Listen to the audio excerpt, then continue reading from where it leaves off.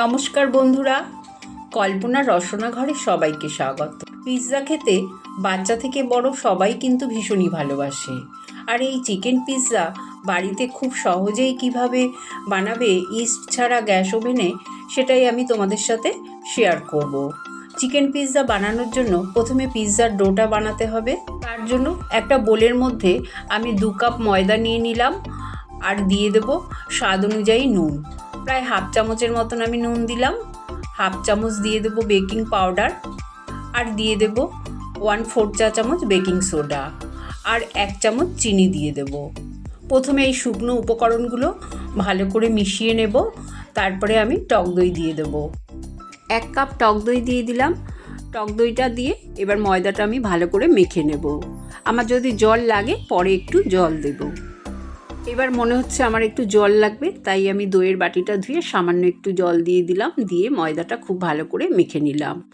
ময়দাটা মাখা হয়ে গেলে সামান্য একটু রিফাইন তেল হাতে বুলিয়ে ময়দার গায়ে ভালো করে বুলিয়ে দিলাম। তারপরে ময়দাটা আমি ঘন্টাখানেকের জন্য ঢেকে রেখে দেব। গ্যাস অন করে আমি ফ্রাইং প্যানে রিফাইন তেল গরম করতে দিলাম।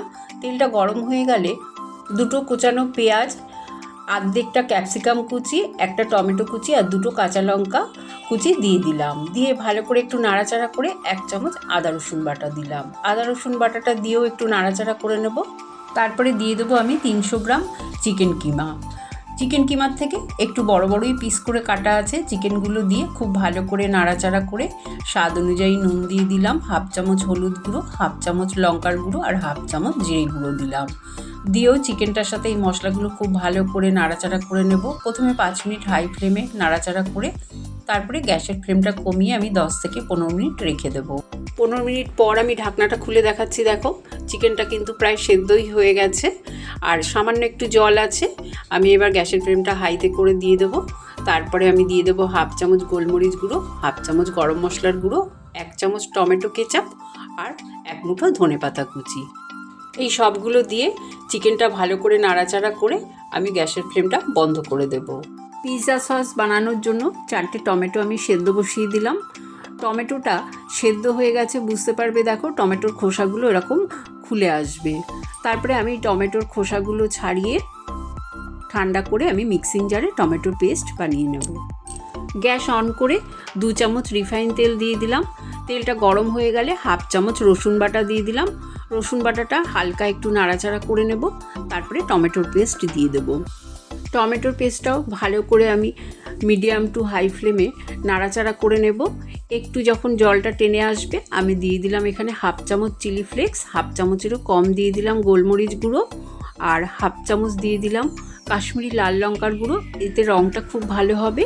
স্বাদ অনুযায়ী নুন আর 2 চামচ টমেটো কেচাপ। এই সবগুলো উপকরণ দিয়ে খুব ভালো করে টমেটোর সাথে মিশিয়ে নেব। আমার কিন্তু একদম রেডি হয়ে গেছে পিৎজা সসটা। এবার দিয়ে দিলাম আমি অরিগ্যানো। সসটা আমি নামিয়ে নেব, কারণ ঠান্ডা হলে এটা আরেকটু ঘন হয়ে যাবে। পিৎজা সস আমার তৈরি হয়ে গেল। ডোটাও আমি ঢাকনা খুলে তোমাদের দেখিয়ে দিচ্ছি, দেখো কতটা সফট হয়েছে।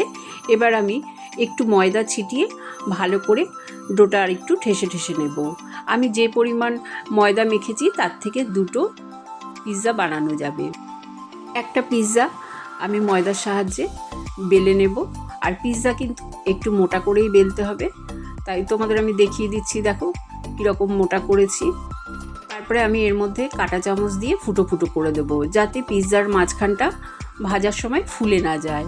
এবার ফ্রাইং প্যানে প্রথমে আমি 1 চামচ তেল দিয়ে দিলাম। পিৎজা পরোটা দিয়ে দেবো।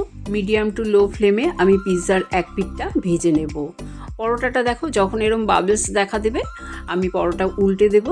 আমার এক পিঠ কিন্তু সেঁকা হয়ে গেছে।